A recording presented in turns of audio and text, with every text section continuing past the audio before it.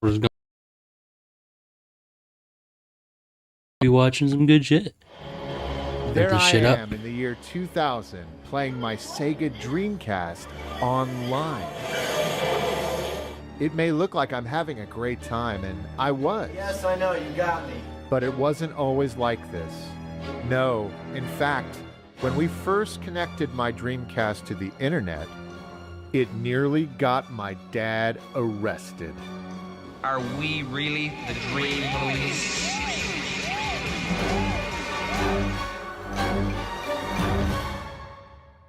But first, a word about this video's sponsor, Saffron Co.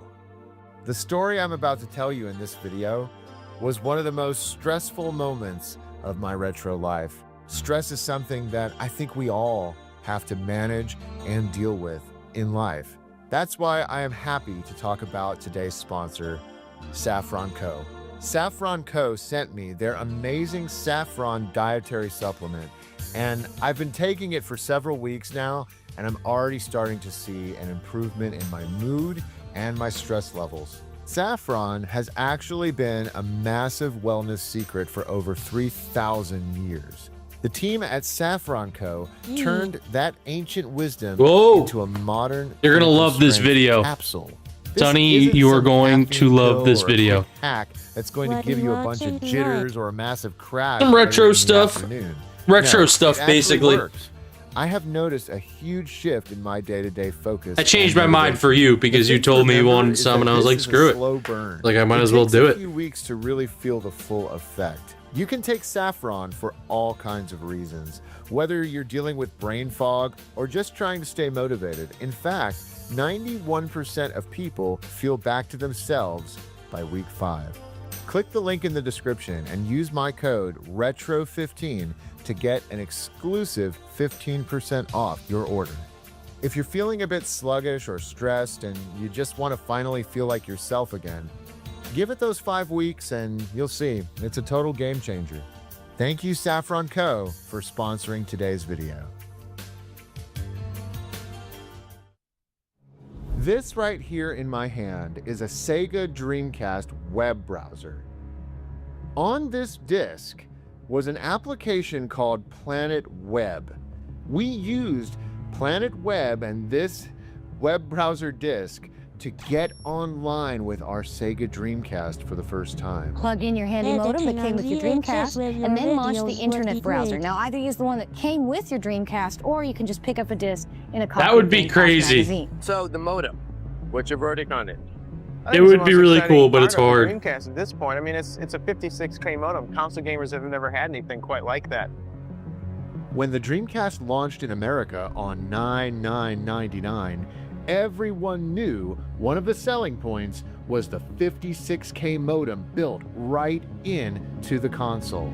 This was a first for home video game consoles. Oh, yeah! By including a 56K modem in every Dreamcast, Sega has set the stage for a revolution in console gaming. But while the launch lineup for the Sega Dreamcast was incredible in 1999, we were going to have to wait until the year 2000 before we actually started getting games with online capabilities. And the first online capable game for the Sega Dreamcast was Choo Choo Rocket. Choo choo rocket, don't let me attack. Choo choo rocket, don't let go kawaii. Choo choo rocket, rocket, sugoi.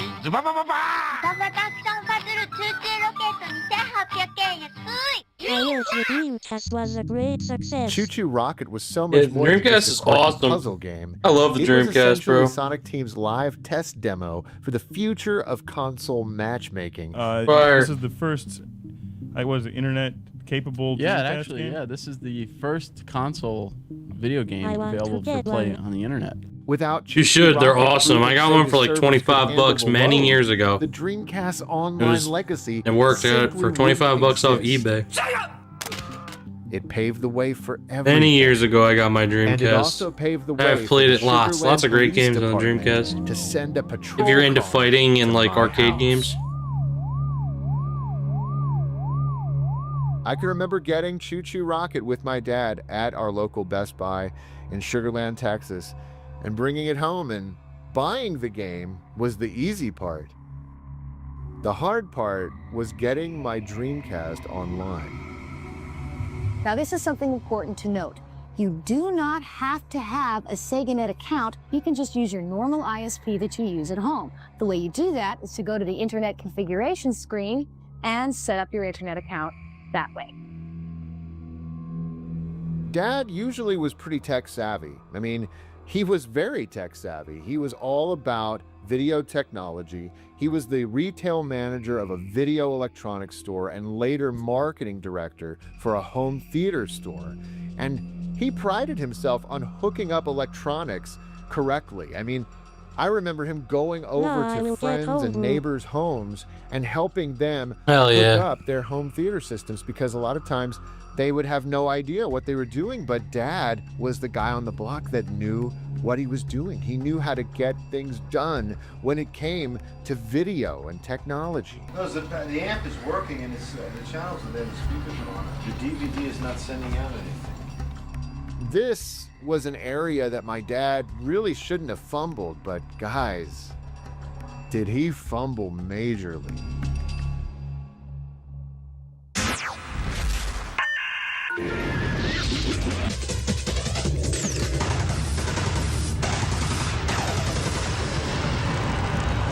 Sega Dreamcast, wired to the net by AT&T.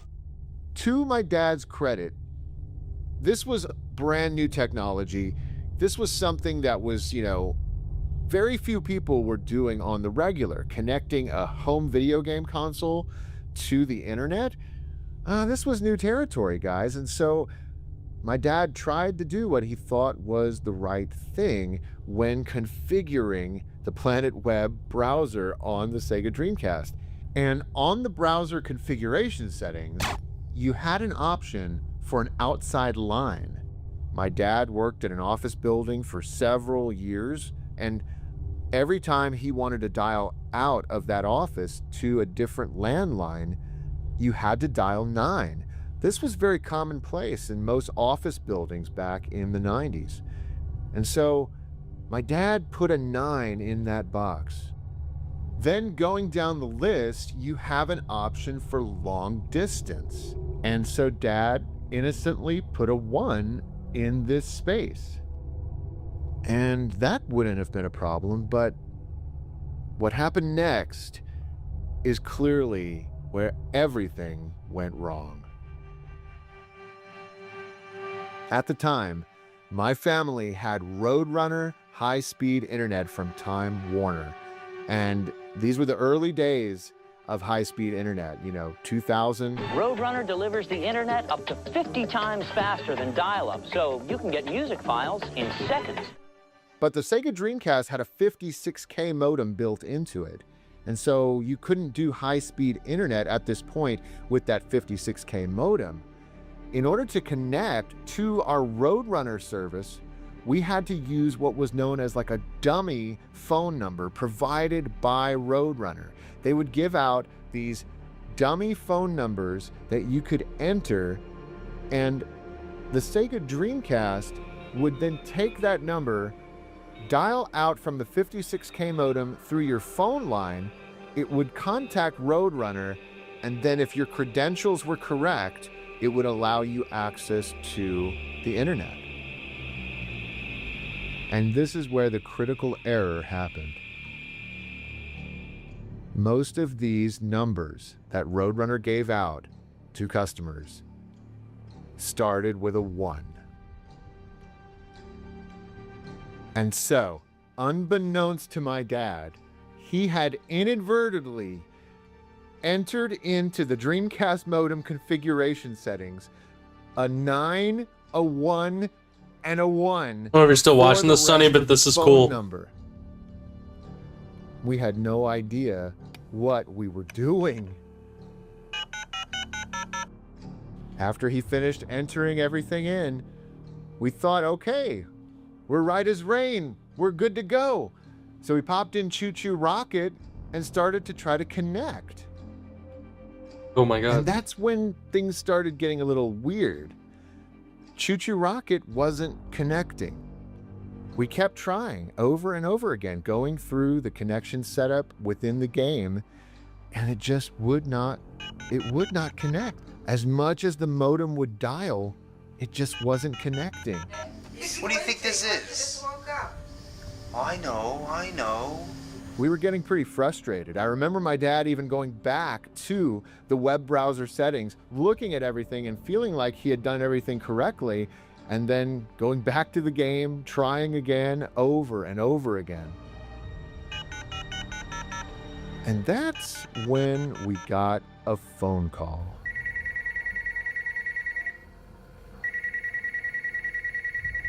I remember my dad thinking, that's a little strange. Okay, the phone's ringing.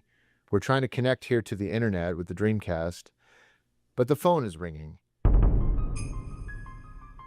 Dad was still trying to, configure and get this Dreamcast online working, so he told me, Tyler, go answer the phone. Yo! And the phone was ringing upstairs. What's up, brother? Our phone line I've been busy, tied up, but I'm back now, so and I'm here delivering some fire content to you. Downstairs.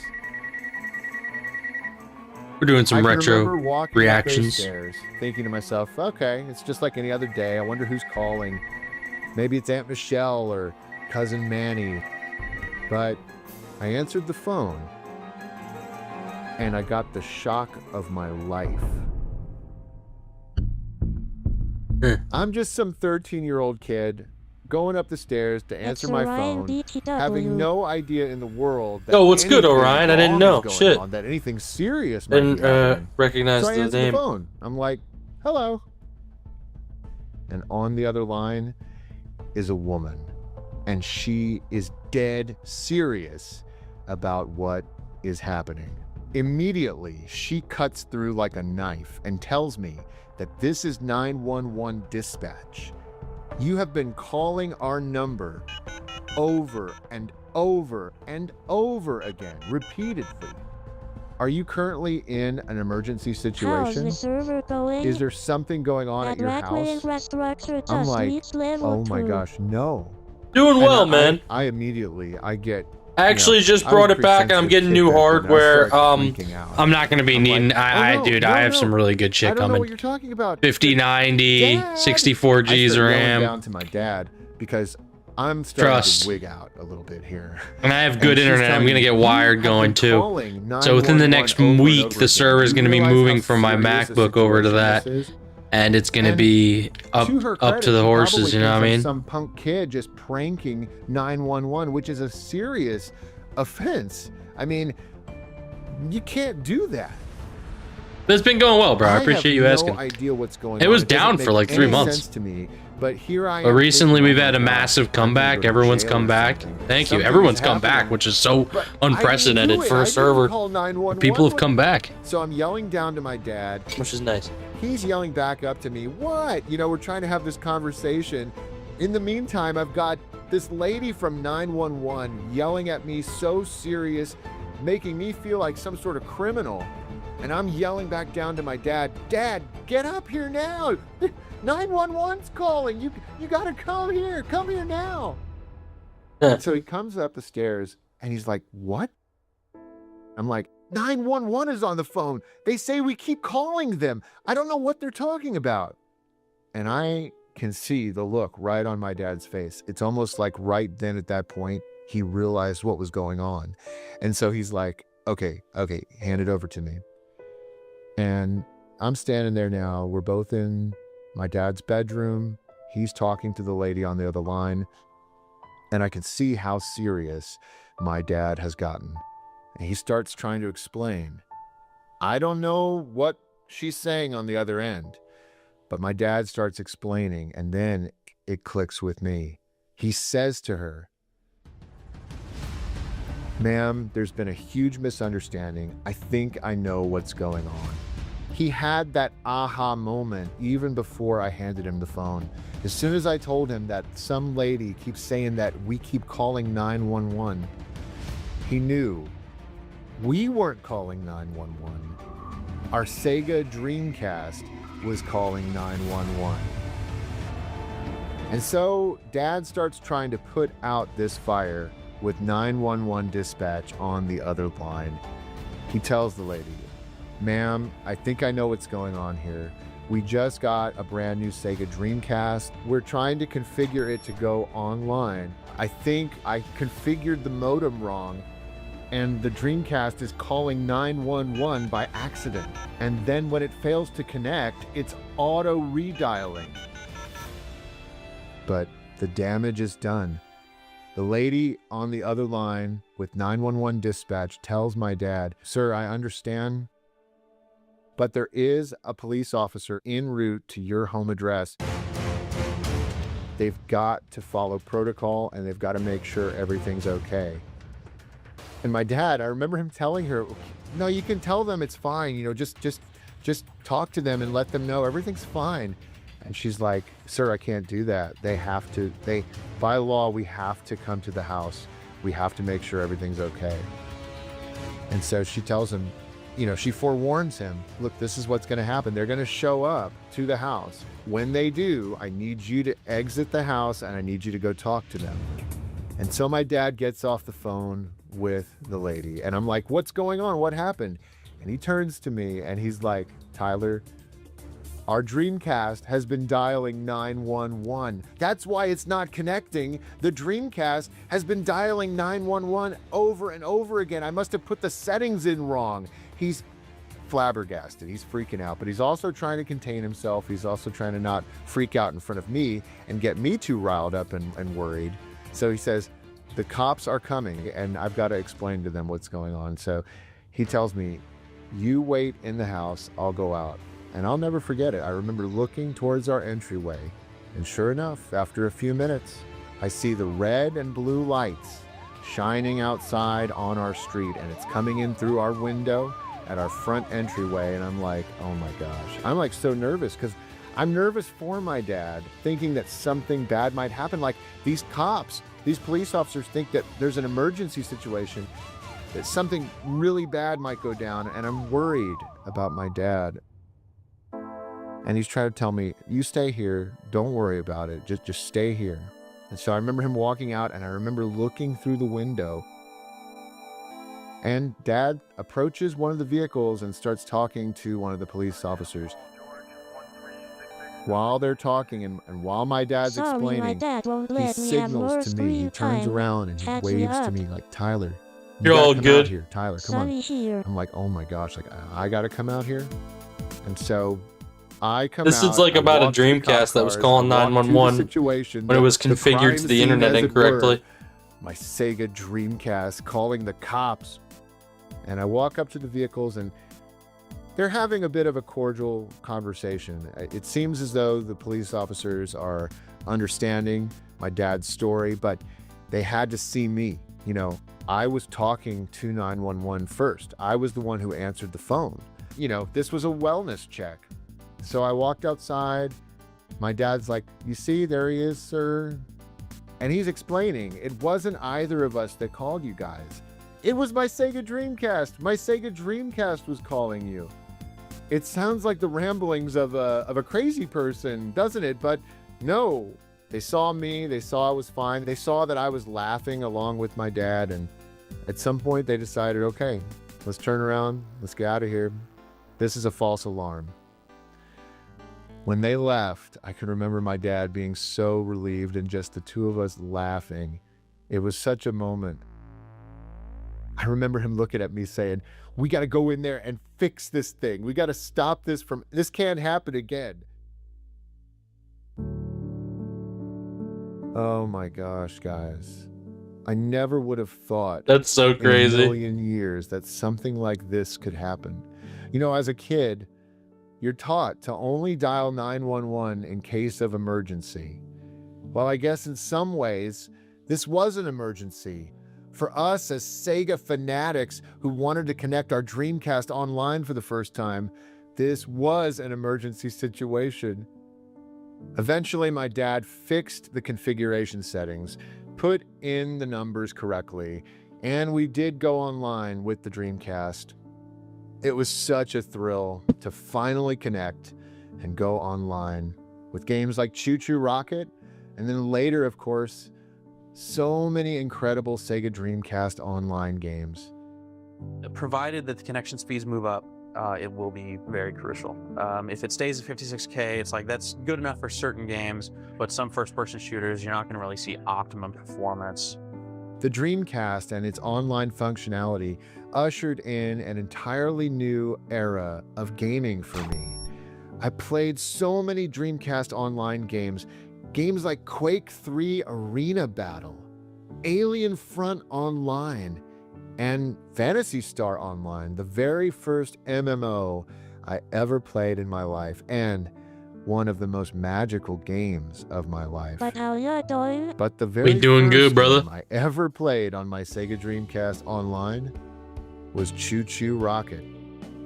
And I never in a million years would have thought that such a cutesy, innocent game like Choo Choo Rocket would nearly get my dad arrested. That was a good video, actually. Well, that is about it for this video, guys. Oh my goodness. The night my Sega Dreamcast A brief dialed history of 4chan 911 is a night. Yeah, this one goes. Do we even know who is this 4chan person or website? He may, and I'm sure we're gonna be able to get some more confirmation on this as the hours and minutes go on. He may have been just a system administrator. Was a fire video. A group of anonymous internet users use star constellations, flight radar data, and the position of a single tree to locate a flag that was being live streamed from a secret location somewhere in the world. It only took them 3 hours to track it down. This flag was part of an anti-Trump art installation by actor Shia LaBeouf. It put it up specifically to be unfindable. Anonymous internet users helped coordinate the single most successful political meme campaign in history, putting their thumb on the scale and helping put a reality TV host into the White House partly on the back of jokes about a cartoon frog. In 2008, these same anonymous users took on the Church of Scientology and won. They showed up to protest in Guy Fawkes masks outside Scientology buildings in 14 countries. Mainstream news outlets had no idea what they were looking at. These same users also gave us Rickrolling, Lolcats, Rage Comics, Wojaks, Pepe the Frog, the SCP Foundation, and QAnon. Every single one of those things can trace back to the same website. A website that has been financially precarious since the day it was launched in 2003. Blacklisted by every major advertiser, investigated by attorneys general, and blocked by governments worldwide after mass shootings. It's still online. It's called 4chan. And the thing that people always struggle with, the brick wall I keep hitting with while writing this video, is how do you even describe it? It's an image board. A website made up of nothing but text and images. It's the boogeyman of the internet. But when you try and get into the details, you end up either underselling it completely or making it sound like a supervillain's origin story. So let me try and explain it properly. And to do so, I have to go all the way back to 1995. Because unfortunately, it all started with terrorism. At the height of the morning rush hour in the world's most crowded... What do you think about this video, Sonny? The madness of indiscriminate murder. More than 3,000 subway passengers were affected. Several people had been seen planting packages at stations and on a number of trains. The unseen chemicals striking people down in a matter of seconds. On the 20th of March 1995, members of a Japanese doomsday cult called Aum Shinrikyo boarded trains on 3 lines of the Tokyo subway system. During the morning rush hour, they released sarin gas. Sarin is a nerve agent. It was developed as a chemical weapon during World War II, and exposure to even a tiny amount is enough to kill you. Over a dozen people died. Thousands more were injured, some of them permanently. It remains one of the most devastating terrorist attacks in Japanese history, and it happened on a Monday morning to people just trying to... Let me know if you want me to skip it, I'll take it off. That same year, someone made a game about it. Actually, people made 2 games. The first one is called The Story of Kamakashiki Village. Developed by a small outfit called Happysoft. The name is, I would assume, chosen purely to antagonize the cult. It was released on June 29, 1995, less than 4 months after the attack. You play as Shoko Asahara, the cult's leader. You manage operations, you indoctrinate your followers, and you solicit money from them. The game's own advertisements, placed in an underground magazine called Game Inara, which is known primarily for shock images and pirated software, described the player.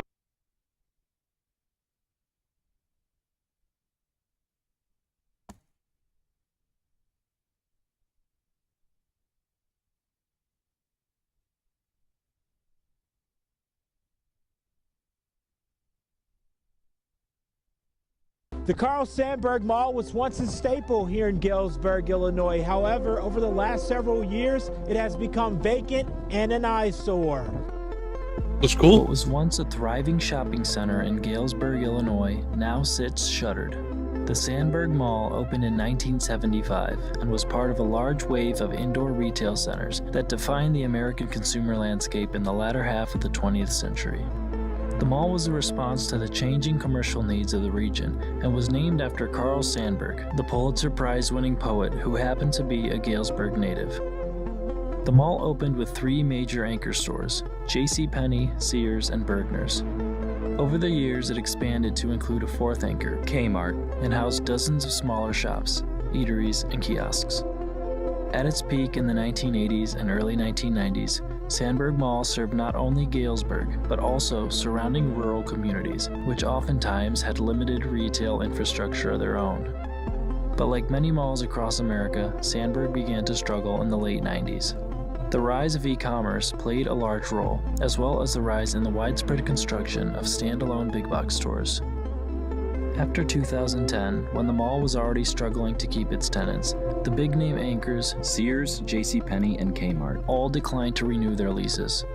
Bergner's, being the last anchor to hold out until 2018, closed down after its parent company, Bon-Ton Stores, went bankrupt. This flurry of misfortune ultimately resulted in the demise of the Sandburg Mall. While a couple of the mall's anchor stores currently have new businesses operating within them, the remaining center portion of the mall remains closed off and abandoned. Today, we will be taking you inside to show you what's left of this once thriving Illinois mall. What do you think about this? This actually looks cool. You think this is too scary, or is this valid for you? I kind of like this type of stuff. Reminds me of when I was little. I used to like going to malls. That's sad all the malls are closing. Squishy and mushy on the carpet. This could have been like a Macy's or a Sears. I'm gonna have to look on the outside and see what this store used to be. But it's super moldy. I might have to put a mask on. All right, I put my respirator on because it's horrible in here. It's so muggy, and it's almost 85 degrees outside right now, so it's really hot. And this place feels like a steam room. I mean, look at that black mold. Not good. You do not want to breathe that.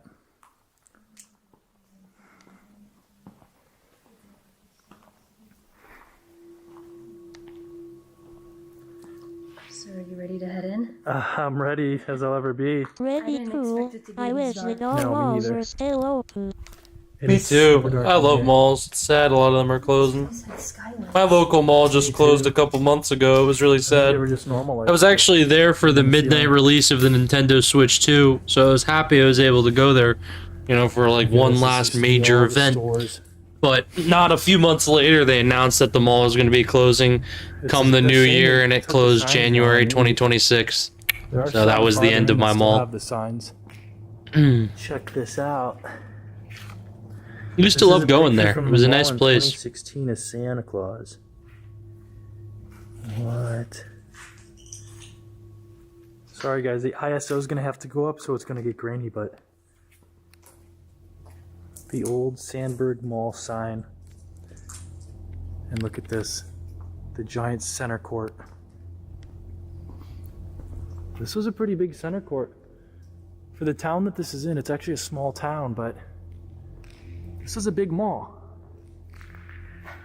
And I'm guessing that's a big reason that this place closed. It just couldn't sustain the lack of customers. It's a lot of money to run a place like this, and it just couldn't stay afloat. The f is that? Bro, probably people. Or something in the vents. Could be someone. We keep hearing the craziest noises. It sounds like somebody walking around. So I just noticed this is like a train layout. Look at that. It's a miniature train diorama. Oh, here's a little history about it. That is really cool. It's really big too. Look how far it goes. I'm gonna stand up here and get like a down view of it. It's giant. Goes all the way over here and all the way through to there. So we got a little evidence here. JCPenney sign that's still hanging up. JCPenney, that is an old brand. And even older probably, or maybe around the same time. Bergner's. And that sign is up as well. So that was the department store down here. Looks like we have the customer service desk too.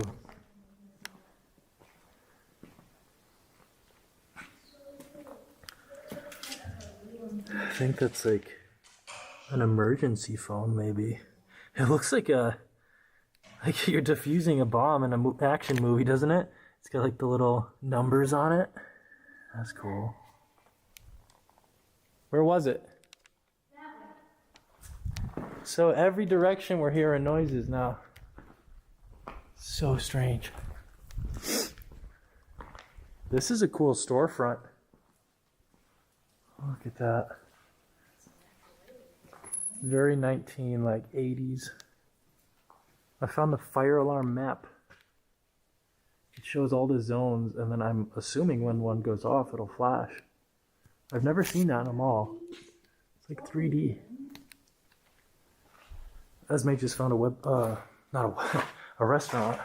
I was gonna say a website. Oh, it says welcome, friends. Oh my gosh, this is creepy. Whoa, look at the neon. Wow. It used to have neon up there. Okay, this is cool. Man, that little bar section is really cool. Welcome, friends. That's giving me like Five Nights at Freddy's vibes. Kind of scary. I'm tired of... This place is gross. This is like one of the worst parts of this whole mall. So there's like a bar here. Reminds me of Applebee's a little bit, but it's small. Yeah, this is the neon still sitting up in its spot.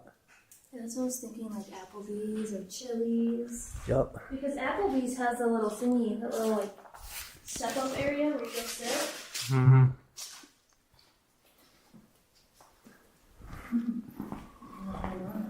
A lot of good natural light here. This is a good break from the darkness. Oh, another directory. Face planted. Wow, this greenery is really neat. Ton of moss growing because of the sun getting in. With a little plant that's just growing over there. It looks like like someone's grass lawn. It's really pretty.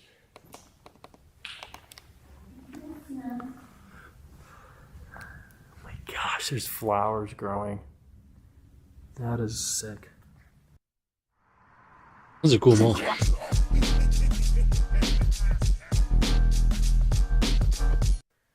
Obviously, I'm going to blur all that, but all the information is still there.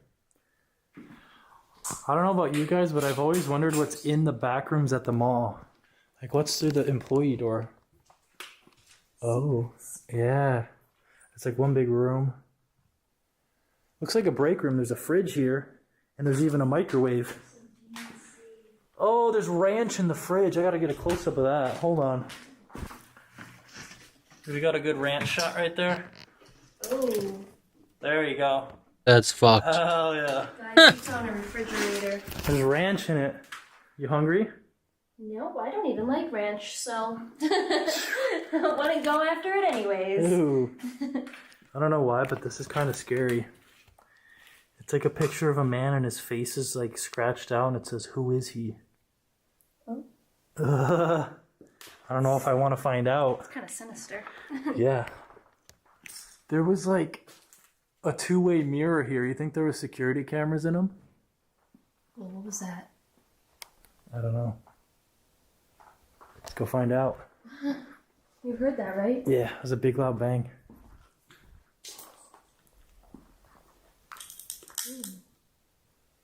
Yeah, there's spooky noises in here. Every time you go to an abandoned mall, something weird is What is this? It's like a restaurant. Is It this has a to be. restaurant?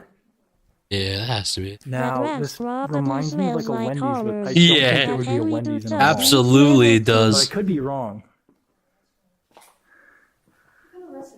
Yeah, it's pretty big. Maybe it was... It looks like a fast food restaurant, though. Oh, here. Whatever it was, it had a vending machine in it. What restaurant has a vending machine inside of it? Very weird. And then what looks to be maybe a height chair for the kids. Well, that would make This sense used to be for a a restaurant. They turn it into mini golf. Look at, they have the numbers on the wall everywhere, and then up here it says course fees.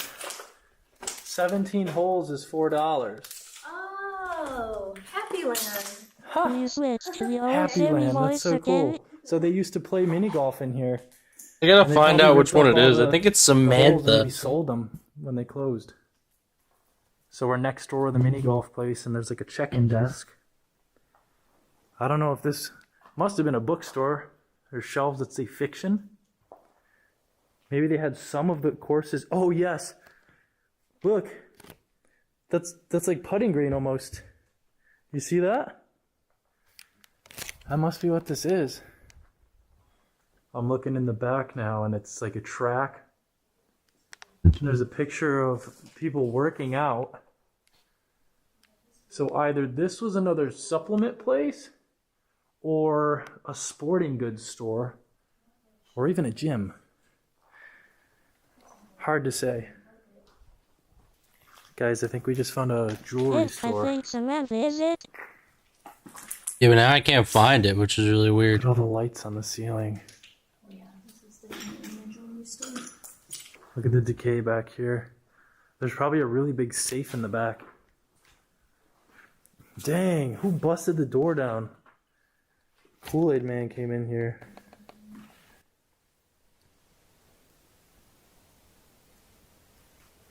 That's wild.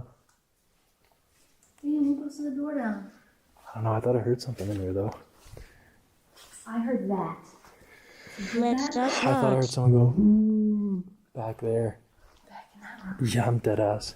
Well, when you walked back there, I was like, wow, I just heard a big noise right here. Well, let's try Sandy. Hearing it. See how that one is.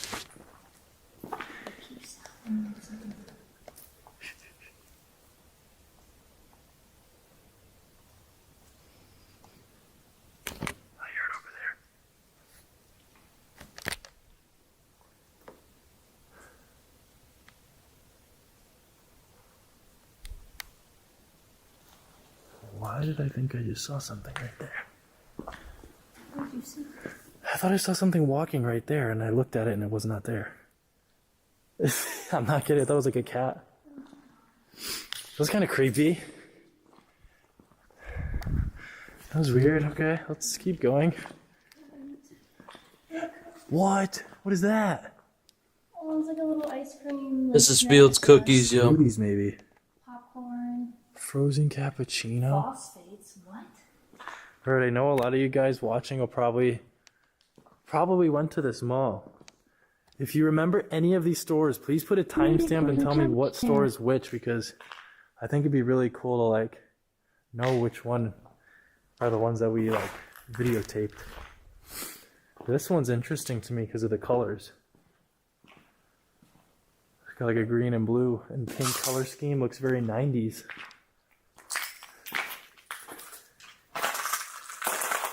Citadel. Oh, you're kidding me. This was a Games Workshop. I think I see a Yu-Gi-Oh card or something.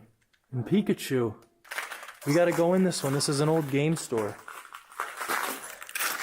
Okay, I just went under. Your Labubu, careful.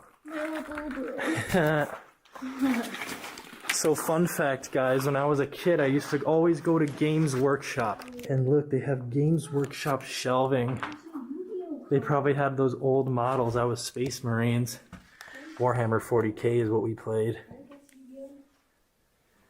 And then you have Citadel paints. Citadel shelf here. Oh, and look, the paint colors are still on here. I feel like if I have any luck of someone watching this that went to the mall, they're probably gonna remember this place. Don't know. That's sick. Anyone remember these? Yu-Gi-Oh cards? Yeah, we got some Yu-Gi-Oh. What does that say? Wing Raiders. That's probably an old set. Pikachu. That person's probably rich because they loved Pokemon in 2018. There's actually receipts. They left receipts. Ooh, a big one. $175. 2016. Oh, that's fucking scary, that new voice. I gotta change that. That's what it is. This is so random. The storefront is like drywalled off. I know you heard that. That came from in back of there. That loud ass bang came from in there. I'm not even kidding. I heard it like over there. What the hell? I don't know what that is. Dude, it sounds like it came from the back of that store. Back here? And the scent in there is horrendous. It smells really bad. It smells disgusting. It's different scent from the rest of it. It smells disgusting in here. Look, the is melting off the ceiling. To be honest, I feel like all the sound is like these big vents like popping, changing temperature. Look, I've never seen anything like this. that says colors. It was probably a makeup place. Like, I know Claire's isn't like this. Fruity Lip Shine. Are these movie theater seats? Oh, I think so. That's what was stacked up when we came in. Oh, wow. Dang, they took the seats out of the theater. There's a movie theater here. That's so random to put them in here, though. We should go look for the movie theater. That's cool. Oh, that's Is that the smell fungus? that we're smelling. Look at it. Ew. That's some Last of Us stuff right there. Nasty. Oh, God. This. Who's watching The Last of Us? Yeah, dude, we're about to. That's cordyceps. We gotta get out of here. That's some shit We're right gonna there. have, like, a zombie Yeah. chasing us. There's mold and fungus everywhere. We just woke it up. Honestly, I think that's the sound we're hearing. We better go. Gotta hate an ad, bro. Oh, that's not an ad. I thought it was.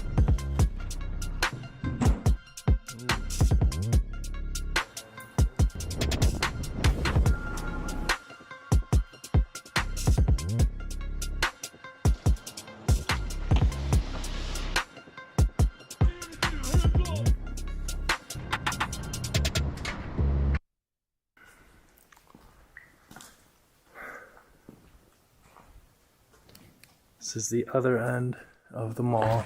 JCPenney is completely bricked off. So parts of this mall, like the anchor stores, are still used. There's a storage place in one of them, and I don't know what's on the other side, but they are using portions of the mall.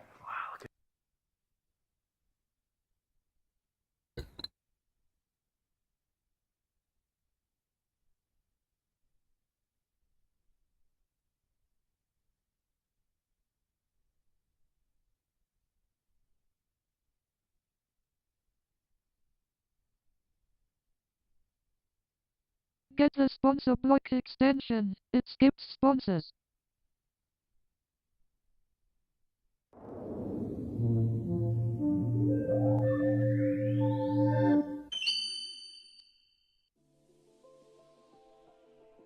How's it going, guys? My name is Lewis, and welcome back to Discontinued Nostalgia, the series where I dive into the world of discontinued topics for your edutainment purposes.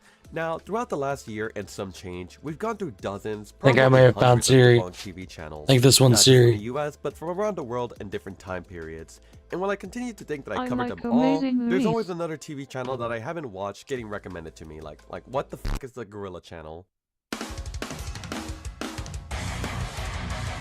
Guerrillas will use violence as a last resort. The Gorilla Channel. Yeah, yeah, yeah. That's fucking funny as shit. Anyways, through your suggestions and recent events, I was able to grab 7 more channels that I found interesting enough to be put into a 40-minute video. So yeah, let's get this ball rolling. This is episode 9 of Discontinued Nostalgia, Defunct TV Channels Volume 4. By the way, I was sick while I was recording this, so sorry if I sound nasally.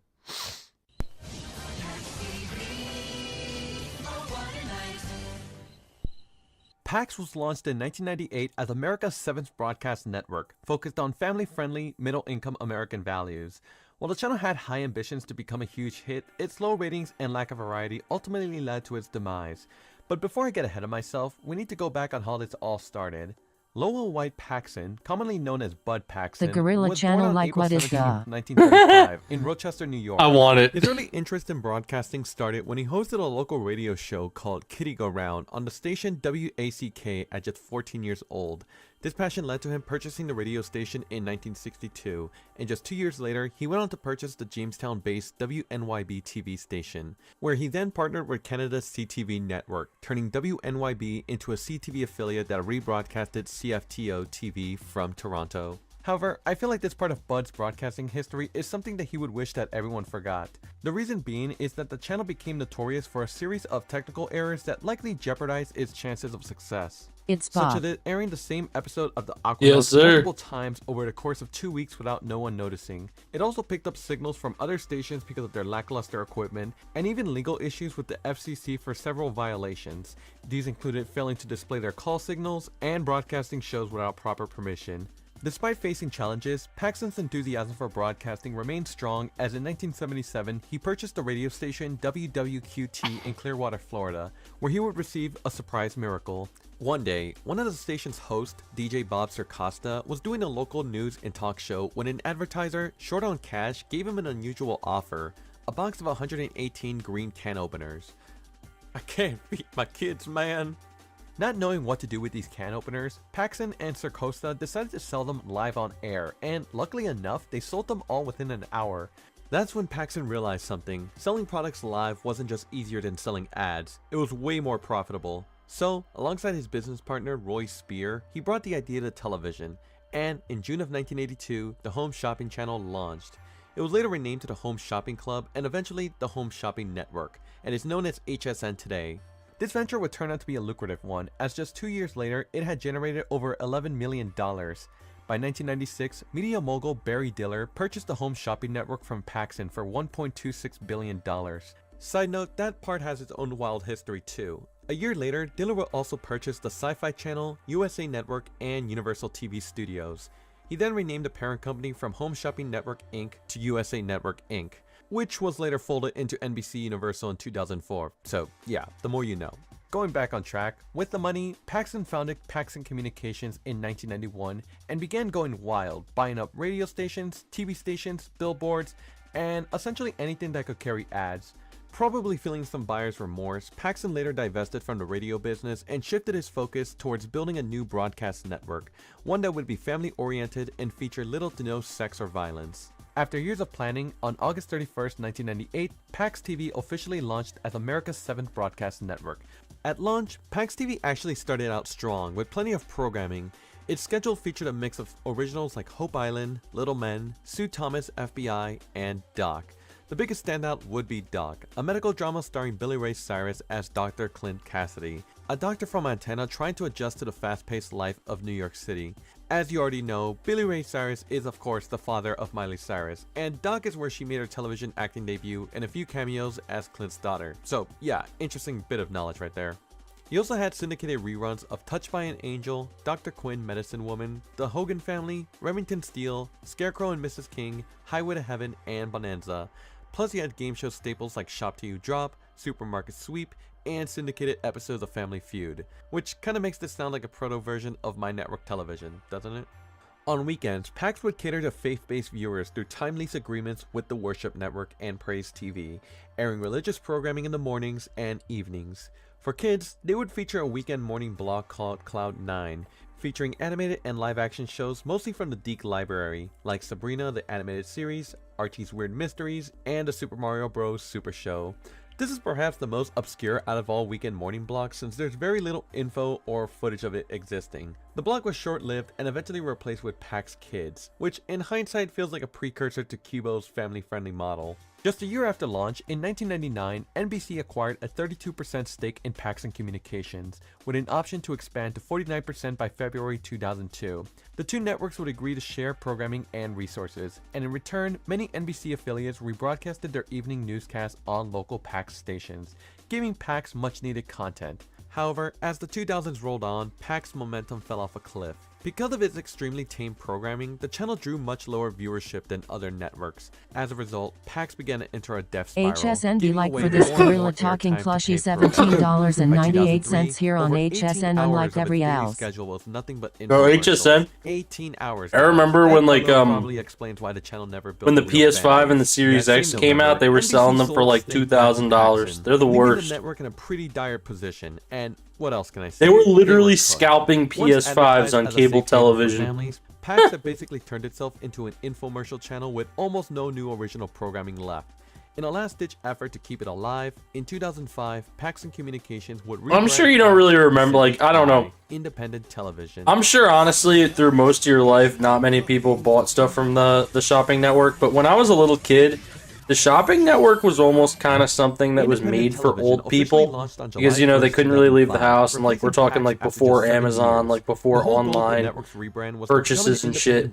So you had the home shopping network, so you would just call in, and you give them your credit card information, and the shit would just come to you. And it's back in the day, it made a lot of sense, but now it's... The Gorilla plush was $7. With the channel being wild. Independent, it got rid of the religious programming and the rebroadcast of its affiliate newscasts. Despite pitching itself as an independent platform, nobody really stepped up to the plate for content, which resulted in I being more or less the same. The only I original that came out of this was a teen drama called Palmetto Point, a show described as a naked imitation of Dawson's Creek and One Tree Hill, and immediately upon release, ratings were low. So My low grandma that they had a hardly bunch of appeared a in scene on Nielsen's TV national stuff. ratings data. That's As a result, dope. the show's sponsor, Cheerwine, pulled its support after just 5 episodes, leaving the final 2 episodes unaired. The production company behind Palmetto Point also went bankrupt, and several actors claimed that they never received their final paychecks. So yeah, original programming on I was an overall bust. The final nail in the coffin came in November 2005 when NBC Universal and Paxson Communications reached a deal that resulted in the departure of Bud Paxson. As part of this new restructuring, NBC installed Brandon Burgess, one of its executive vice presidents, as the new CEO of Paxson Communications. Shortly after, the company was rebranded as Ion Media Networks. Because NBC already owned Telemundo, FCC ownership limits prevented it from outright taking control of the network. So, the goal was to repurpose Paxson's 60 broadcast stations into something more viable. And obviously, the name I wasn't helping anything, so by early 2007, the I branding was dropped entirely, and the network was restructured. I get Ion right now. This time emerging as Ion Television. Ion still a name exists. that they still use to this day. In its early years, Ion had a bit more programming variety, including the launch of Cubo and even WWE content with the likes of Main Event. But as traditional TV continues to decline, Ion has become a channel that airs back-to-back rerun episodes of Criminal Minds, Law & Order SVU, NCIS, and Blue Bloods. Recently they started airing women's basketball and soccer, so who knows, perhaps Ion will shift to sports the same way the CW did. Time will tell.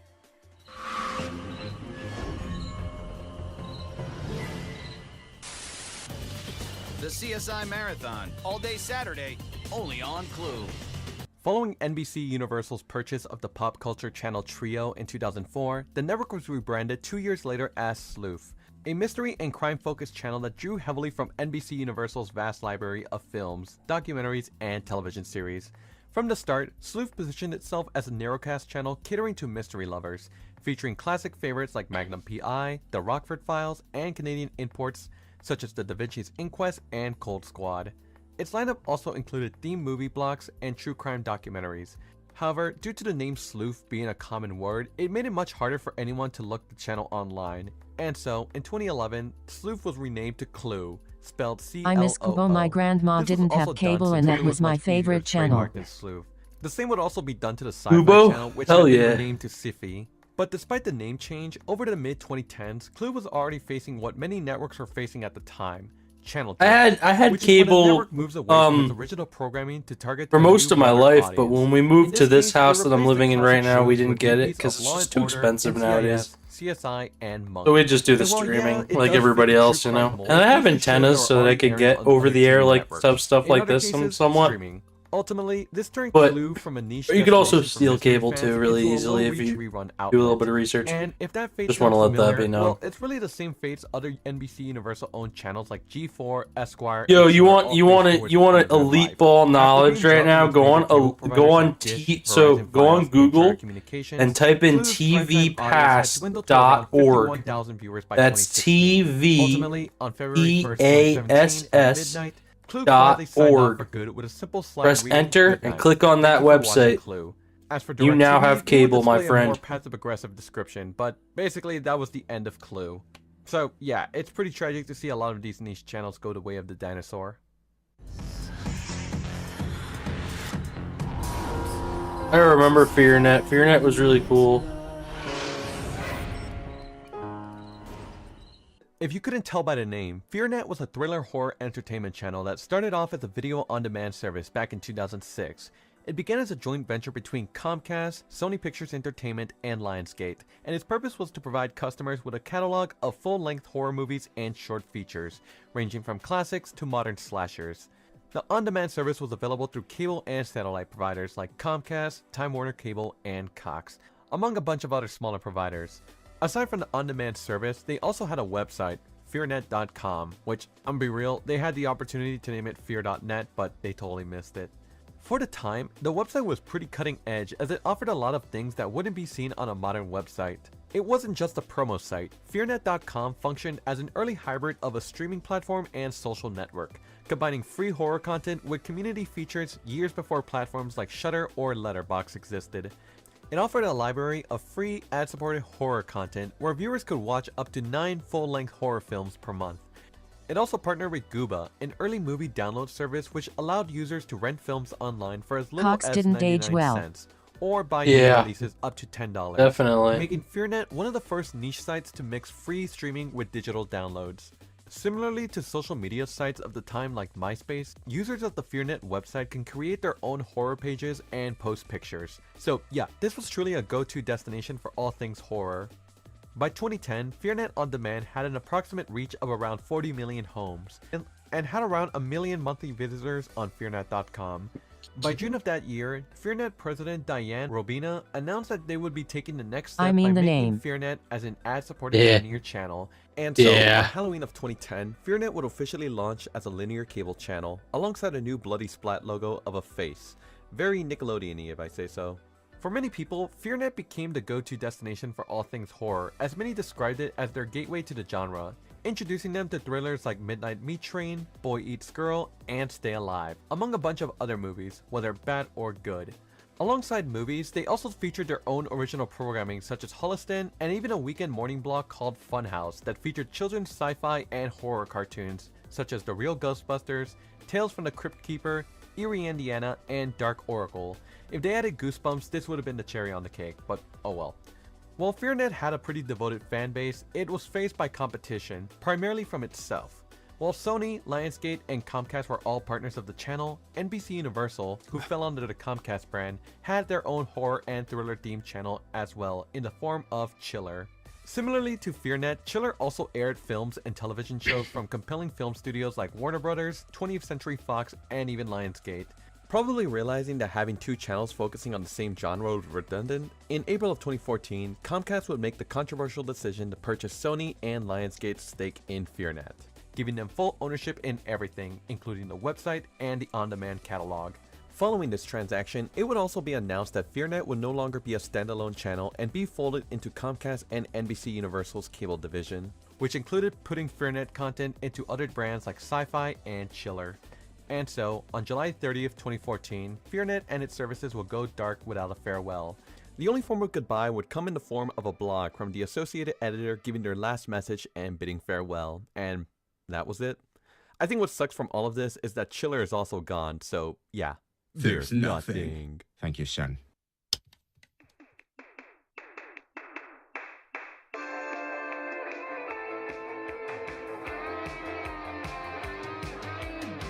That's the world we live in, man. Shit just fucking disappears. There's nothing to replace. Fucked up shit. This video has been sponsored by Aura. Guys, if there's one thing I take seriously, it's identity security. That's why I appreciate Aura for supporting these videos, because I genuinely like what they do. It's the peace of mind that helps me feel confident and in control of my privacy. Aura is this all-in-one digital safety platform designed to protect your identity from unseen threats like the dark web and data broker sites. You may not know this, but your phone numbers, email addresses, passwords, or even your social security number may already be out there. This can happen because of data breaches exposing information or companies quietly sharing your data without even you realizing it. And the crazy thing is that no one is really held responsible for this, which can really make you feel vulnerable and unprotected. But with Aura, you can take control of your privacy by sending out opt requests to data broker sites and removing your sensitive information. If something does happen, you'll get an immediate alert. The documentary channel, that sounds fire.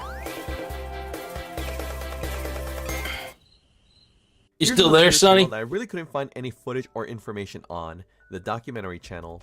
This was, well, a documentary channel launched in 2006 by Emmy-winning and Oscar-nominated documentarian This Tom stream Neff has been and his attorney sponsored by the John Beanie Forbes. Babies Club The because I channel's have no origins money. start in the Hell early yeah. 2000s when Forbes first met You never Tom have to through his donate, brother Sonny. and went on to serve as his entertainment Your lawyer for support many is years. enough. Together, the two realized that cable TV lacked a dedicated documentary outlet, so they registered the name Documentary Channel, and Hell even with yeah. very limited cash, I on was just hand, making sure they you managed were. to launch the network in January of 2006, making it at the time the only 24/7 cable channel in the US to be entirely devoted to independent documentaries, as channels like the History Channel have already started going in more alternative routes.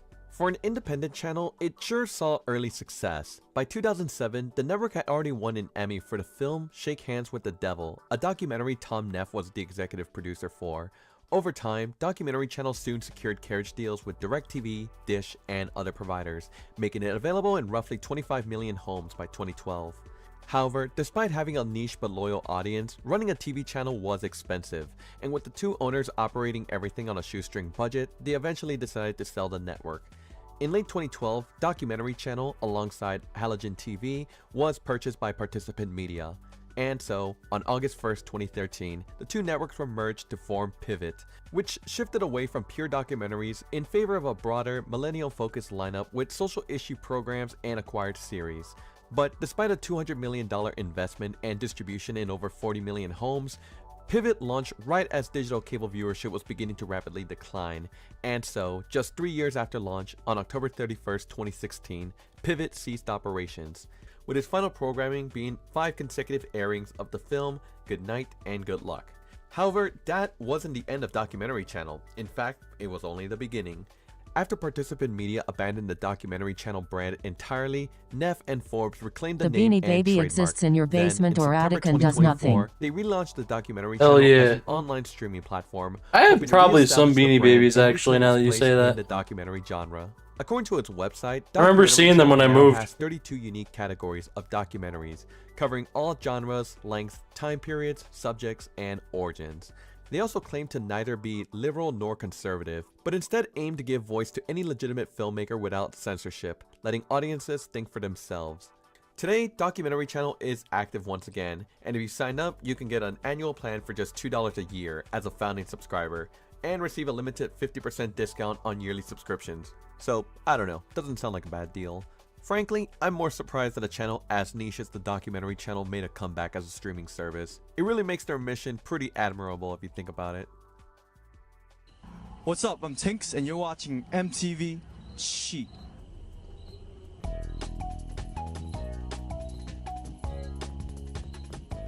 In 2005, MTV tapped into the world of 3 underserved markets with the introduction of the MTV World banner, a new division within MTV Networks aimed at reaching the distinct Asian American community, which introduced 3 new channels, MTV Desi, MTV Chi, and MTV-K.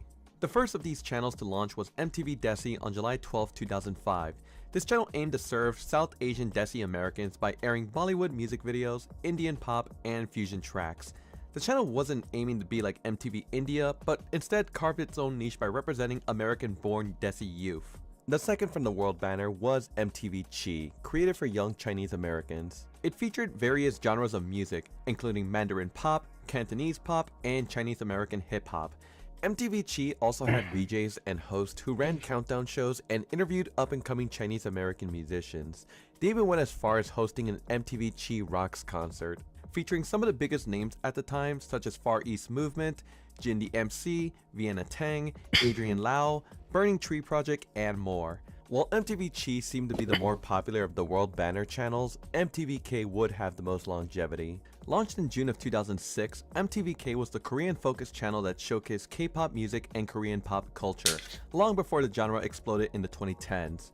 The channel spotlighted artists like BoA, Rain, Seven, and TVXQ, names that would later be considered early K-pop legends. Despite the creative vision, all three channels struggled with distribution, as they were only available through select satellite and digital cable packages. This made them nearly impossible for most viewers to enjoy, and on top of that, YouTube and other online communities were quickly becoming go-to places for discovering global music, making the launch of these three new music channels a costly gamble. By early 2007, MTV's parent company faced internal budget cuts that affected multiple departments across the network. Around 250 jobs were eliminated, including several high-ranking executives, as part of a cost-cutting measure. In an official statement, MTV explained, "Unfortunately, the premium distribution model for MTV World proved more challenging than we anticipated in this competitive environment. As a result, MTV has decided to shut down its linear MTV World operation. However, we remain steadfast in super serving the multicultural youth, and we are continuing to investigate ways to integrate the MTV Desi, Chi, and K brands online and on other screens." And they were partially correct. While MTV Chi faded into obscurity, MTV Desi and MTVK both received digital relaunches in 2010 and 2011 respectively. But instead of being digital TV channels, they were turned into blog-style platforms covering music, film, fashion, and pop culture tailored to their audiences. Unfortunately, by early 2012, MTV Desi's website and social media had been wiped out. The only way to find traces of it now is through the Internet Archive, and even then, content is sparse. MTVK's website lasted a bit longer though, surviving until 2015 before it too was quietly discontinued, though much of its content can still be found on its inactive YouTube channel. In conclusion, while the TV channels were short-lived, the idea of tapping into these niche genres of music was ahead of its time. Unfortunately, they launched in an era when niche premium channels couldn't survive the existing cable model. Had these channels maybe debuted 10 years earlier or started as online platforms, they might have had a longer lifespan. I have a pen. I have pineapple. Pineapple, pen, apple, pen. Pen, pineapple, apple, pen. Dang. If there's one thing I miss about TV in the 2000s, is that a lot of channels were each a hub for a specific topic. You had G4 for gaming, Speed for racing and motorsports, and even Discovery Health for medical deep dives. It just really felt like each channel had their own curated universe. But nowadays, it seems like most channels have abandoned that and only air one or two shows every day to just keep the ratings up, which is just sad. But nothing is sadder than the place that was once a hub for skateboarding content, ESPN2. I mean, Fuel TV. Before its 2003 launch, Fuel TV began as a regional paid programming TV series on WFLI-TV, Channel 53 in Chattanooga, Tennessee. In the beginning, the show was said to be a mixture of all sorts, such as it being part entertainment, part documentary, part digital magazine, and part travelogue of the Southeast region. And just what the channel would be, it covered everything from extreme sports to touring rock bands. By 2003, the regional show had been such a hit that Fox's parent company at the time, News Corporation, approached the show's creator, Chris Brawley, and purchased the concept and trademark of Fuel TV. By September of that year, the local version of Fuel TV would air its final episode, just as Fox's national channel went live. Launched on July 1st, 2003, Fox's version of Fuel TV launched as a cable network with a stated mission to cover the... Alright, back, Sonny. I'm just gonna use the bathroom. So we're talking skateboarding, snowboarding, wakeboarding, motocross, surfing, BMX, etc. From the start, Fuel TV had creative freedom, from the shows to the interstitials. It just gave the channel a rough around the edges vibe that most Fox-owned networks didn't have. Its programming lineup was unlike anything else you see on TV. It mixed skate videos, documentaries, indie music, and humor that felt like it came from Adult Swim. Some of Fuel's signature programs would be First Hand, a documentary-style series following the lives of certain athletes such as pro surfers, skateboarders, and BMX riders. You also had Fuel TV's longest-running late-night show, The Daily Habit, which was sort of like The Tonight Show, but it featured extreme sports personalities. However, one of the channel's cult classic shows would be The Captain and Casey Show, hosted by Jeff the Captain Carlson and Chris Casey. a show that just kind of gave off a unscripted vibe that deeply resonated with young skaters, and it featured other stuff like skate footage and funny videos. I should note though that unfortunately one of the show's hosts, Chris Casey, died of a heart attack in August of 2024 after being placed in a medically induced coma. He was only 52. Lil Bro is whining And all about I how can really boring say this video that Chris is, played a but I love vital it. role in Field TV's success. His humor, energy, and personality just played a key role in defining the network, and it's the reason why people kept coming back to the channel. So, you know, all I could say is rest in peace, Chris. Other notable shows included New Pollution, which spotlighted up-and-coming athletes, and Stupid Face, a sketch show blending skate culture and surreal humor. Or maybe you haven't.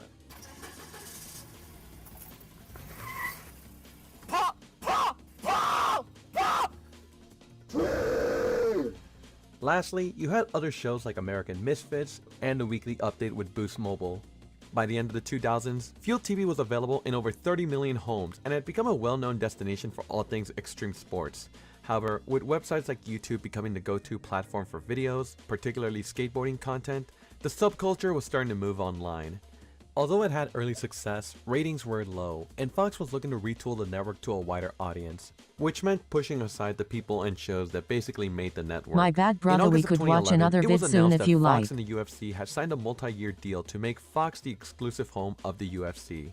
Keep in mind, this was following the UFC's run on Spike TV, which had surged in popularity during this time, and this deal would take UFC and Field to the next level.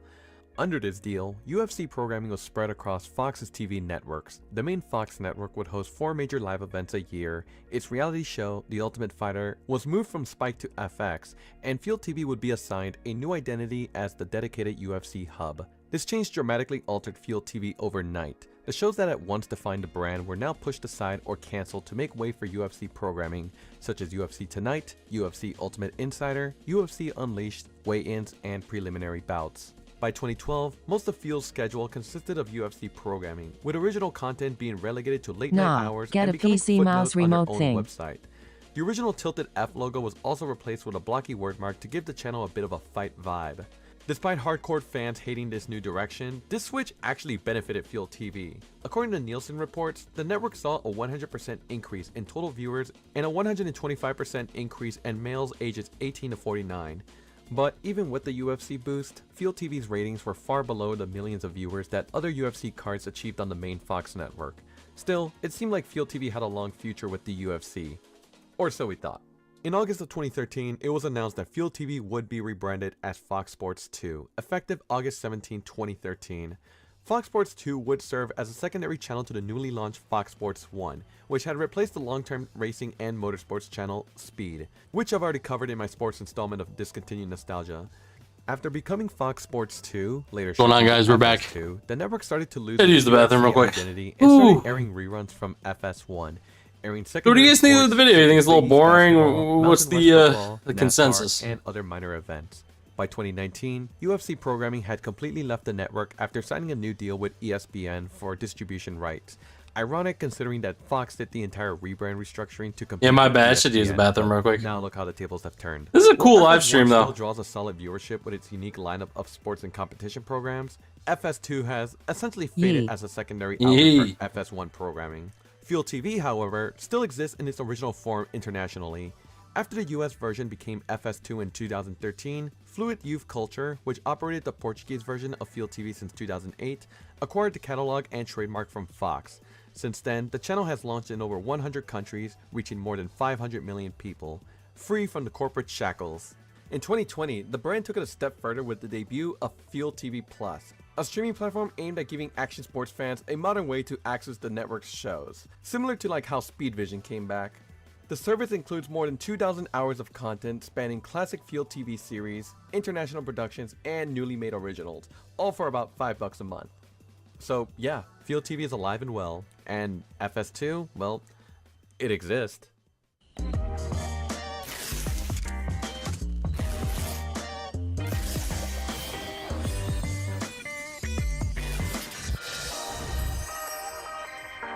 The Family Channel Canada, huh? From the 1980s to the 2010s, Family Channel was just more than a TV network. It was part of your childhood. It had a unique blend of Disney, Canadian, and Nickelodeon shows that made it a staple in many households. And to that I say, I'm sorry for your loss. Family Channel was a Canadian English TV network that I gave hate viewers corporate. a unique offering in the TV Me landscape too. at the time. Launched in 1988, Corporations it was a suck. premium commercial-free service designed for families of all ages. At its peak, it was Skip the available to video. approximately 6 million paid television households. You don't like this video? Reached double-digit share among children in key demographics.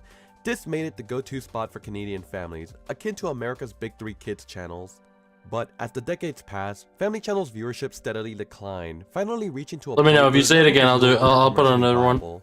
But before we get to those details, let's take a moment and go Send through me the a history link. of how it Drop a all link. I'll began. put on whatever you It put, all whatever you started send in me. December of 1987 when Susan Douglas Rubis, the Send me channel's founding something president really and like founder of the obscure Toronto and Musical interesting Theatre, and was like approved by the Canadian insane Radio and like Telecommunications Commission something that's to really launch gonna a national ruffle my English feathers. You know what I'm TV saying? Something that's network really called cool. the Family I Channel, want something like targeting learn children something and new. You know? families. Who else Got would any do really that? cool The channel was documentaries originally or like founded cool as a joint little? venture He is between complaining too Anarchy Pay much. Television Limited and the First Choice Canadian I hear ya. Communications Corporation. No, I'm Giving it the sorry. resources and expertise I to launch a completely national understand, bro. Yo, premium service. send me a This video. new general I'll interest paid television service was set to not I'll put include the link any up. programming with an adult or restricted rating, nor would it offer any news, religion, formal education, or sports programming. Instead, the Family Channel was said to have up to 60% of programming from the Disney Channel, 25% Canadian programming, and the remaining 15% described as the best the world has to offer for family audiences, which probably meant movies and specials. With all that said, finally on September 1st, 1988, the Family Channel officially launched. Right out the gate, the channel became a must-have. Just 4 months after launch, it had reached. Did you over send to me on 200,000 Discord? homes, Where'd you send to nearly me? Just halfway let me to know. its Year 5 target of I'll 436,000 subscribers. I'll get it wherever it The is. early schedule was a treasure trove of Disney entertainment. Afternoon slots were filled with Disney cartoons like DuckTales, Chip and Dale Rescue Rangers, and The New Adventures of Winnie the Pooh, while other kids looked forward to shows such as the Mickey Mouse Club after school. At the same time, Canadian programming like Are You Afraid of the Dark, The Adventures of Teddy Ruxpin, and The Busy World of Richard Scarry filled the channel's content requirement. Added to the fact YouTube. that this was all commercial free and that there were no other YouTube. dedicated channels for kids and families, and you had a premium experience that you couldn't get anywhere else. Yes, Long story YouTube. short, they forever changed the game in We Canada. on YouTube, In bro. October 1999, Family Channel underwent a change in ownership when one of its original owners, Alarcom, sold its 50% stake in the service after its larger parent company, Western International Communications, was acquired. The stake was then sold to Chorus Entertainment, and it was here that Family Channel ditched its original logo for the more iconic lowercase f in a circle, simply referred to as Family. However, this ownership would be short-lived, as just a few months later, Chorus was ordered by the CRTC to sell its 50% stake due to concerns about its dominance in youth television, as it already owned YTV and Treehouse. As a result, Chorus traded in its stake in Family Channel to Astro Media for 126 million Canadian dollars, a move that gave Astro full ownership of the network. Going into the 2000s, Astro's relationship with Disney Channel continued with the addition of newer Disney shows like Even Stevens, Lizzie McGuire, Wizards of Waverly Place, That's So Raven, The Sweet Life of Zack and Cody, and Hannah Montana, along with Disney Channel original movies like Camp Rock, High School Musical, and The Cheetah Girls. Today, Disney Channel original movies may not sound like a huge deal, but back then, they were. I mean, who remembers when High School Musical 3 was in theaters? I sure do. In addition to Disney and Canadian programs, Family also aired a few of Nickelodeon's live-action shows like The Adventures of Pete and Pete, The Amanda Show, Clarissa Explains It All, Ned's Declassified, All That, and Zoe 101. While Nickelodeon programming wasn't solely exclusive to Family Channel, it was kind of amusing to see Nick and Disney programming all in one channel. As the channel continued to grow, Family expanded its broadcast from 18 hours to a full 24/7 schedule in 2007, and by 2011, it had upgraded to HD. By 2013, Family Channel was among the most popular channels in Canadian television, available to approximately 6 million paid television households. While that might not sound like a huge number compared to US channels, it represented roughly 45% of Canadian households. For some perspective, Canada has a similar population as California, so yeah. While things look good on the surface, this would be the start of the end as we knew it. In March of that same year, Family Channel's The parent most company, insane Astro Simpsons Media, predictions would be by swept into a 7 massive Elevens. acquisition deal with Bell Media for about $3.2 Yo, send me the billion. link. But following the acquisition, the competition If you Bureau can, made just clear drop, or Family if you Channel can, couldn't or stay if with it's not Bell popping without up, just giving send them it too in much Discord or control over something. English language television. So, along with its sister networks, Family was placed in a blind trust under Pierre Boivin, the former president of the Montreal Canadiens, while a new buyer was found. Essentially, Family Channel was now in limbo, still on the air, but with an uncertain future. It wouldn't be until November 28, 2013 that DHX Media, now WildBrain, swooped in and purchased Family Channel and its sister networks for $170 million. Already a giant in children's programming thanks in large to its 2012 acquisition of Cookie Jar Entertainment, DHX Media was hoping it could take its first steps into broadcasting, promising to leverage its vast library and production resources to deliver more original Canadian-made shows to family.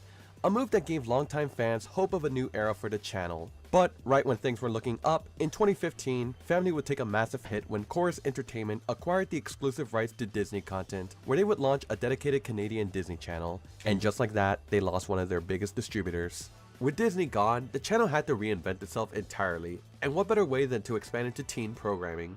In 2016, Family Channel would launch F2N, a new primetime block aimed at older teens and young adults, and it was supposed to be this new era for the network following Disney's exit.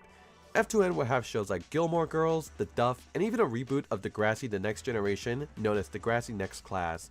This was done as a genuine attempt to stay relevant to younger viewers who were shifting to YouTube and streaming, but F2N never caught on. The audience just wasn't there, and a lot of teens they hoped to reach were already jumping to Netflix, which ironically also carried Degrassi Next Class, so yeah, big bust. After barely a year, F2N was quietly cancelled.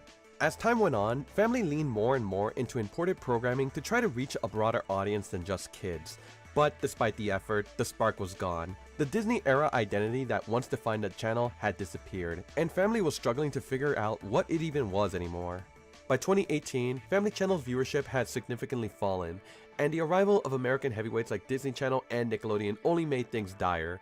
By 2024, the network was pulling in barely a fraction of what it once did, with its audience down roughly 85% from its peak years. Even with new programming, Family Channel just couldn't escape a bigger problem. The way kids and families were consuming TV was changing. I've already said it a million times, guys. Netflix, YouTube, Disney Plus, they basically killed cable. I mean, what more can I say? The final blow My to dad Family won't Channel let me would have screen unfortunately time on come in August of Firefox, 2025, and my when iPad is both so locked Rogers down and I Bell can't do Media anything decided to but drop the watch Family YouTube and the Channel, links along are with its not sister showing up. channels, Wildbrain TV, Oh, you're Gucci, Family bro. Junior, and Telemagino. I apologize for that. Wildbrain pushed back hard, filing a complaint with the CRTC arguing that Bells and Roger had unfairly pulled the plug in favor of their competitor, Chorus Entertainment. But the CRTC wasn't convinced. Whether it was business politics, timing, or simply reality, the regulator ruled against Wildbrain, and that was it. End of the road. With no major distributors willing to carry the network, Family Channel had no realistic way to reach viewers anymore. Sure, they could have pursued smaller cable deals or pivoted to streaming only, but without the financial support that comes from broad carriage, the channel was no longer commercially viable. During the channel's tired. final weeks, I'm it getting began sleepy. farewell bumpers featuring hosts reflecting on their time at the network and what the channel meant to them. I just want to say thank you so much for being a part of Holly's journey and for growing up with us. It's very hard to say farewell, but thank you so much, Family Channel. I love you. I love you guys. I'll miss ya. I will miss you so much. Family's always there for you, no matter what. Thank you for all the amazing memories, family. Thank you so much for letting me be a part of your story. Mwah.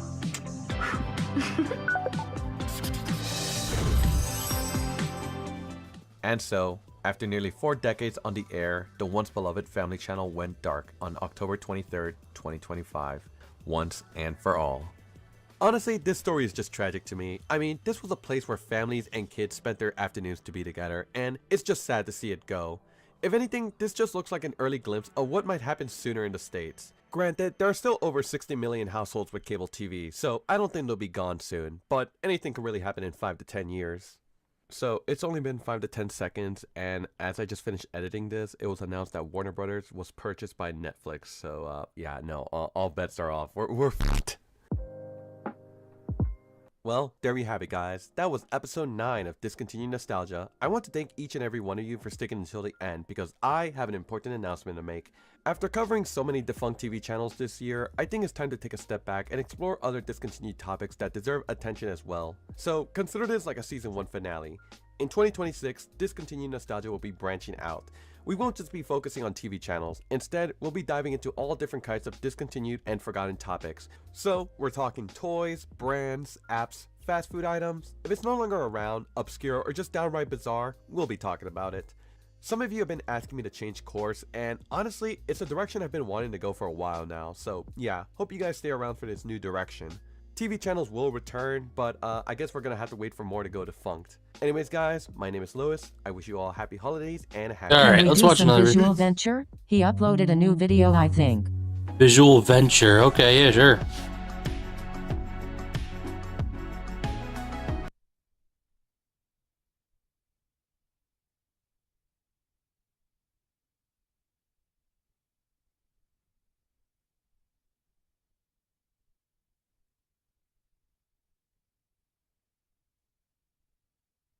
You want a darkest Wikipedia pages or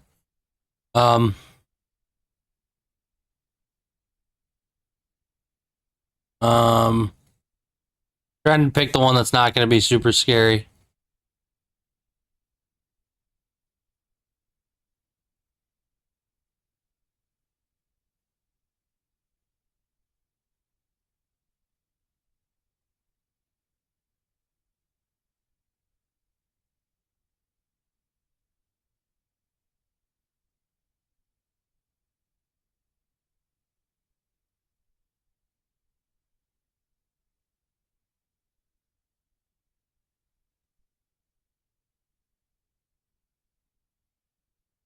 Watch this one.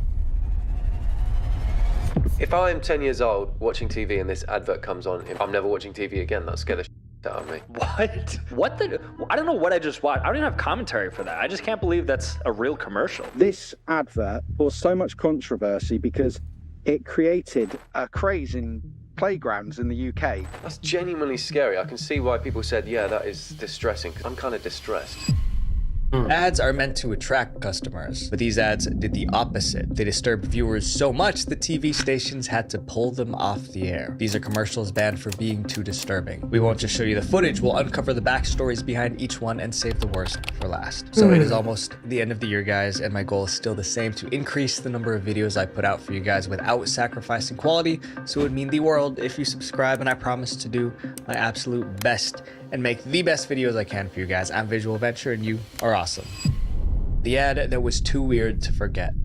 In 1983, a company wanted to sell candy to kids. To do that, they created a commercial. The main character was someone every child already knew, Humpty Dumpty. But the version of Humpty Dumpty that appeared in that commercial wasn't cute. It looked like something straight out of a horror movie. The commercial was for a candy called Kinder Surprise. It was an egg-shaped chocolate with a small toy hidden inside. The product wasn't new. Kids already loved it. To keep that success going, Kinder wanted to launch a new ad campaign. They also wanted a mascot children would recognize instantly. Humpty Dumpty was the obvious choice. He was famous, shaped like an egg, and loved by children all over the world. But there was one major issue. Kinder couldn't legally use Humpty Dumpty. Copyright laws blocked them from putting him in the commercial. They needed to create their own version. It could look like Humpty Dumpty, but it needed a different name. So they invented the Eggman. He was supposed to be friendly, but he turned out super creepy. One person described him as a fleshy man egg with childlike features. The Eggman had tiny eyes and an insanely wide mouth. He spoke in a high, squeaky voice. The biggest problem was how real he looked. The Eggman wasn't animated like a cartoon. He was a hand-built puppet controlled by a professional puppeteer. He blinked, chewed, and moved like a real human, but with the body of an egg. The result was disturbing on so many levels. Despite that, Kinder decided to put him on television. The Kinder Surprise commercial aired in 1983. It began with the Eggman sitting on a wall. It was an obvious reference to Humpty Dumpty's nursery rhyme. Almost immediately, the Eggman started shouting nonsense words. Yibbo shaky. Me unscrabbly. Shock-a-doobie! He unwrapped the Kinder Surprise and found the toy inside. All this time, he was still speaking gibberish. Yodel yum and choco scrum with multi-pump level dice! Oh, grubbly! His excitement kept building. The Eggman waved his arms wildly. Then he lost his balance and fell backward off the wall. It was a direct nod to Humpty Dumpty's fall. The Kinder logo appeared and the commercial ended. It was meant to be silly and fun, but instead it came across as bizarre and unsettling. Not long after it aired, complaints started pouring in. Parents said their kids were terrified of the Eggman's creepy face. And it wasn't just a few kids, it was thousands. Eventually, TV stations had to act. After many complaints, networks stopped airing the ad. It was unofficially banned. Eventually, Kinder decided to pull the commercial completely. By then, it already had a reputation as one of the creepiest candy ads ever made. But that wasn't the end of the story. Decades later, the footage resurfaced on YouTube. People couldn't believe it was real. Overnight, the Eggman became a meme. YouTubers created parody versions. Fans even tried to translate his gibberish. Yodel yum and choco scrum with multi-pump level dice! The translation was obviously fake, but it captured what everyone thought. The ad was absolutely weird. Kinder tried to bury this ad. Didn't work. Decades later, it's still everywhere. Your personal information works the same way. Once it's out there online, it never really goes away on its own. A few years ago, someone dug up my old private data and used it to threaten me. I tried removing my information from every website that I could find, but I gave up because there were hundreds of them. That's because these sketchy websites are profiting off of your information. They sell it to literally anyone who pays, and it's completely legal, which is insane to me. But if you ask them to remove your data, they're also legally required to take it down. But there are just way too many sites for you to do it yourself. That's why today's sponsor Aura exists. Aura figures out which data broker sites are selling your information, then takes care of every removal request for you. Within a few weeks, you'll notice less spam That's what calls we need like to tell you, junk mail on sponsor. your name. It becomes much harder to find online. But Aura goes further than just data removal. It monitors the dark web and sends you alerts if your information shows up there. If someone tries to open a bank account or take out credit in your name, you'll get notified right away. And if the worst case scenario happens, Aura protects you with up to $5 million in identity theft insurance. On top of that, you get a VPN, antivirus protection, and a password manager, which are all needed to stay safe online. And with the holidays around the corner, I think online safety is one of the best gifts you can give your family. If you guys want to try Aura, click the link in the description or go to aura.com/VV to try 14 days for free. That's enough time for Aura to find out if your personal data is already out there. Up next is a commercial that made a joke about something people take very seriously. The ad that disrespected families.